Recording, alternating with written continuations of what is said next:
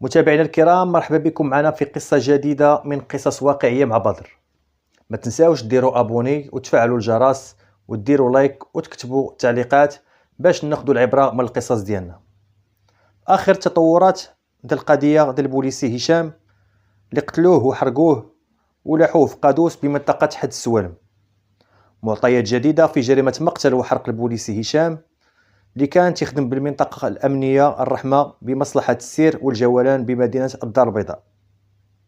وكشفات منابر إعلامية باللي عناصر المكتب المركزي للأبحاث القضائية البسيج دخلت على الخط، حيت هذا الفعل الجرمي ماشي جريمة عادية وقدر يكون مرتبط بشي شبكة إجرامية منظمة اللي تقدر تكون هي اللي وراء هذا الفعل الجرمي الخطير. وتتقول نفس المصادر باللي المحققين قربوا المجرمين على حساب المعطيات يقدروا يفوتوا 4 الاشخاص. وفي اخر المستجدات تم اعتقال صاحب سياره كحله يقدروا العصابه يكونوا استعملوها في القتل ديال المرحوم هشام وهزوه فيها وهو مقتول. وتتقول نفس المنابر الاعلاميه باللي هذا الشخص هذا يقدر يكون قال للمحققين على عناصر الشبكه الاجراميه وعلى الاسماء ديالهم والهويه والشكل ديالهم.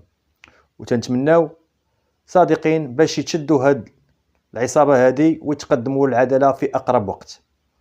العناصر الامنيه عمقات البحث والتحريات ديالها نهار الاربعاء باش تشد هاد العصابه هذه، وبدات الابحاث ديالها مع واحد المراه اللي كانوا جابوها هي والطوموبيل ديالها لمقر المنطقه الامنيه الرحمه بالدار البيضاء باش يبحثوا معاها.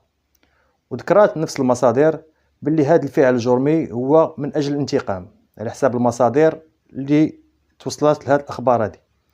ولحدود الساعه باقي المجهودات ديال كوموندو مشكل من خيره ضباط الشرطه القضائيه والفرقه الوطنيه ورجال البسيج نظرا لخطوره الفعل الجرمي.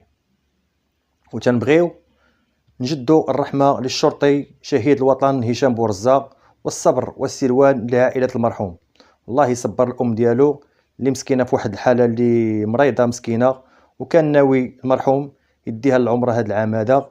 والاب ديالو الله يكون معاه حيت مسكين راه النعمه مبغاش ياكلها، مبغاش دوز ليه النعمه نظرا داكشي اللي وقع لولدو والطريقه اللي تقتل بها والطريقه اللي تشوه بها. والزوجه حتى هي الله يصبرها ويصبر وليداتو بجوج، حيت مسكينه واحد الحاله اللي باقا ما متيقاش راسها شنو وقع للزوج ديالها. الزوج ديالها اللي كما تنعرفوا المرحوم الشرطي هشام بورزاق اللي هو شهيد الوطن وشهيد كل المغاربه.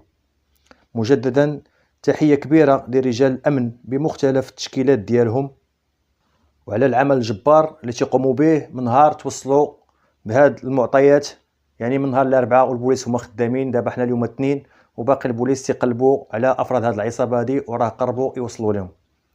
البوليسي هشام مرحوم شهيد الوطن كان مشهود ليه بالكفاءة ديالو وسط الزملاء ديالو ومرضي الوالدين والاصدقاء والعائله ديالو، راه كلهم باقي مصدومين من هذا الفعل الجرمي. واخر كلمه المرحوم قالها للوالدين ديالو قبل ما يتوفى هو قال لمو راني غادي نديك هذا العام هذا العمره ان شاء الله، ولكن ما كتبش ليه وما كتبش ليها هذه العمره هذه.